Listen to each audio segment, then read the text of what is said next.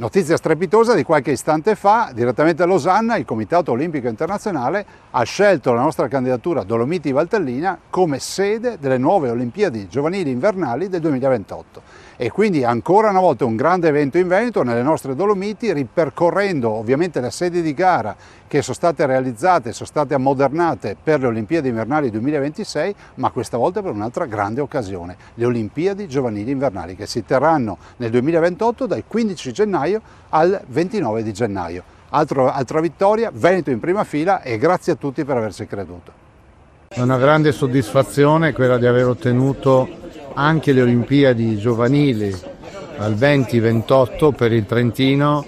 per la Val di Fiemme e per Basega di Pigny.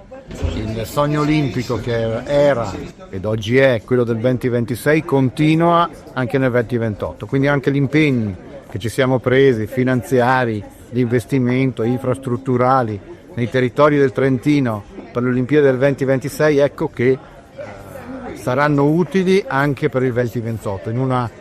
situazione di continuità, di sostenibilità, di correttezza degli investimenti. Nel 2028 oltretutto rientrerà anche Basega di Pigny e quindi diciamo quella location olimpica che sempre il Trentino aveva sognato col 2028 è